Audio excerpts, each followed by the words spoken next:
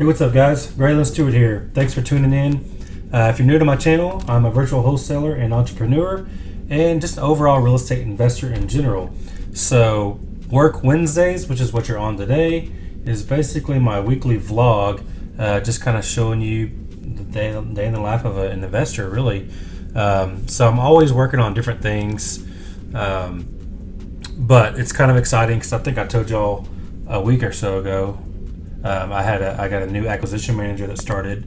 So she is everything that I hoped she would be, which is a huge blessing. Because typically, in my experience in the past, people let you down, right? So anyways, she has done exactly what I thought she would do, exactly what she said she would do. She's done what everybody else said that they would do, but she actually came through, right?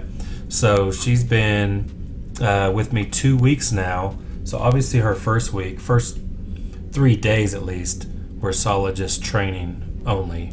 But then like her first day that she actually started making calls, like talking to actual interested leads coming in, she got a deal, a verbal deal. And I actually messed that up. So it was a deal, and it was brand new, for her doing a contract. So I was like, well, I'll call the seller for you, because they already agreed verbally. I was like, I'll call the seller and, walk them through the contract since you haven't done it yet, your first one, and I'll just record it so that you can learn from it. So I did that, but I messed up because our number one rule is when we get a contract ready to go, like literally, I've preached this to my team over and over, and I've done a video or two mentioning this as well. But our number one rule is when you have a contract, when you're ready to send a contract, you do it over the phone. So what I'm trying to say is we don't send it blindly. Because if you send a contract out after you say, okay, yeah, we want to do it for $100,000 or whatever, and you just send that contract out, it's like 50-50 shot that you'll never even hear from these people again. Why is that? I don't know. I mean, I have some theories, I guess. Maybe they're shopping that contract around. Maybe they saw all the, verbiage or whatever, and it freaked them out. Maybe they stewed on it too long, showed other friends and family, they talked them out of it. It could be a lot of reasons why, but the fact of the matter is, and it could be higher than 50%, but at least 50% of the time, those people straight ghost you after you send after you just send a contract out with your offer and everything. So we don't do it. It's our number one rule not to do it. So what we practice is once you agree on a price, you actually get them on the phone. I don't care if you have to schedule an appointment later that day and just say, when will you have ability to actually look at your email? We'll walk through this together. And we technically don't walk them through it, but we're on the phone if they have questions. We just let them browse through it. If they have questions, great. But at least then, when you do it that way, they typically will sign everything. You just walk them through how to click to sign, basically. And the reason I say I messed it up because I was in a hurry that day. I was rushing my son to football practice. They actually had pictures early for practice. So I was trying to rush through the conversation and get it done quickly. And I trusted that they would do it. I sent the contract out. They didn't sign it, of course.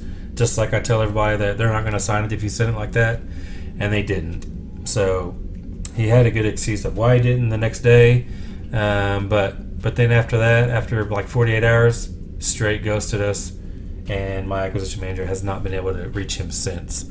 So that's been almost 2 weeks now. Well, right at 2 weeks pretty much. So it is what it is. But I told her, I'm like, well, this is a valuable lesson because this is proof that what I say is true. Unfortunately, we didn't get the deal because of it. But hopefully she can learn from it. And, I knew better. I was just in a hurry. I mean, what I should have done was reschedule it for later that night or maybe the next morning to call him. And we probably would have got the deal. So anyways, yeah, so he's ghosted us for a week and a half now.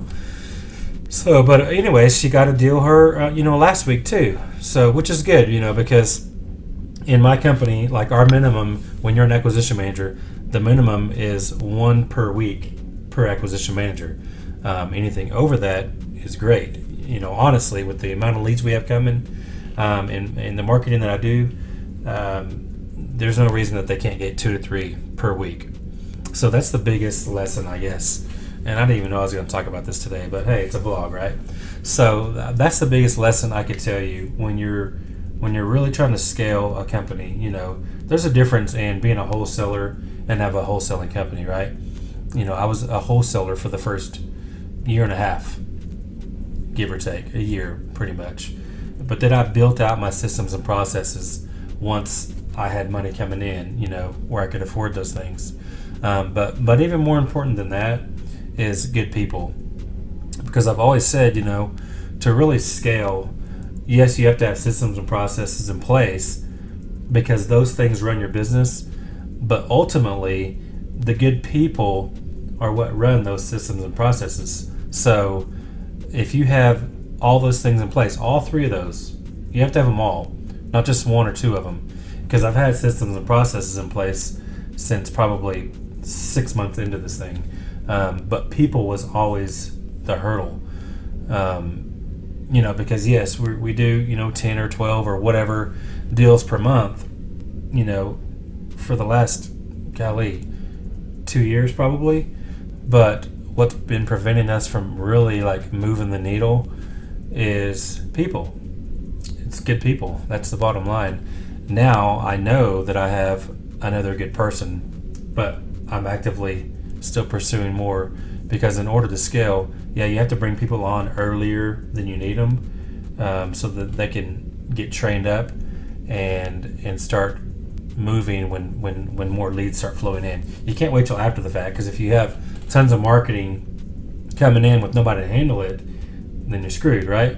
So that's why you already kind of have to be making some decent money to bring people on, because you're gonna take a hit for a while, in most cases, because a lot of people won't work for commission only. So a lot of times I'll do a draw pay to where they can at least get some guaranteed money coming in for the first 6 to 8 weeks or whatever. Because even though that she got, a verbal that first week, but an actual contract last week, she won't realize that money for at least 30 days probably. Because if you think about it, once it goes through the entire process, and we actually get paid with a check or a wire in our account, it's going to be probably 30 days at least, right? So, that's just the way it is. You got to invest in people and know that you're going to lose money on that until they start producing for you. That's why it's even more important to hire the right person, because, you're focusing your time, energy, and money on somebody. And if they don't work out, it sucks for the company, for me personally, because I'm training them right now. But I hired her with hopes in mind that I can groom her to be my COO, and that's the plan. And that's what I told her up front, because that's what I envisioned her as. But you got to start at the bottom, right?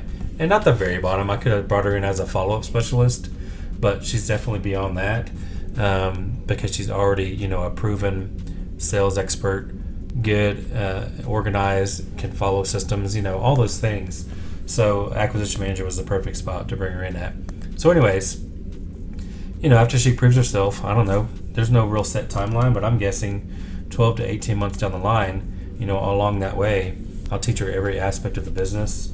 And then she'll end up being my COO, which would be amazing, because then suddenly, because right now, yes, I am the CEO, and really mostly what I do all day is make content like this, just kind of underwrite things. If they have questions, I'll look at things, their reviews or whatever.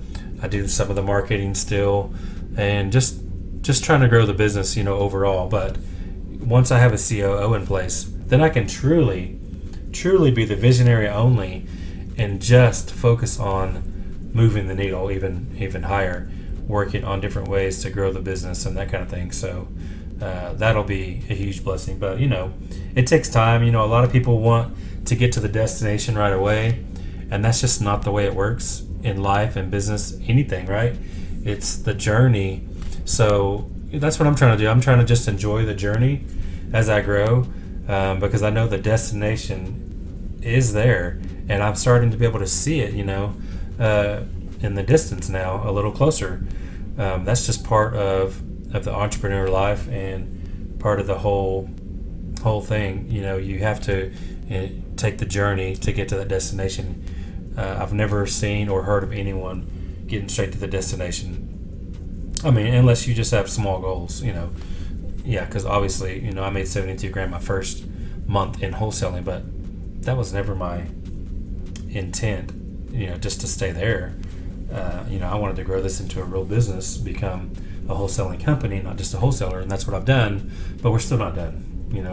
I've told y'all before that my goal is to be at $1 million a month in just wholesaling fees, not counting flips and rentals and all those things. I want to get to $1 million a month in wholesaling fees, and I do believe it's possible, and I think I can do it with 10 people or less, like core people. I'm not talking about VAs and that kind of thing, but I'm talking about 10 core people on the team, and what that looks like in my eyes would probably be, I think I could still do it with just one transaction coordinator. I would also need probably two disposition managers at that point, maybe 3, but definitely probably 4 or so acquisition managers. So I think with 4 acquisitions, 3 dispo, 1 transaction, and then my CEO, and then me just kind of as the visionary, kind of helping move that needle. I think we can do it. So it's a process, and that's the thing too. I always got to remind myself, I wanted to get there quicker. I want it now. We all want it now. We're in a microwave type society where we expect things right now, but that's just not the way it works. You got to go through the trials and errors, no matter how many courses or events that you go to try to shorten that learning curve. You still got to learn these things on your own.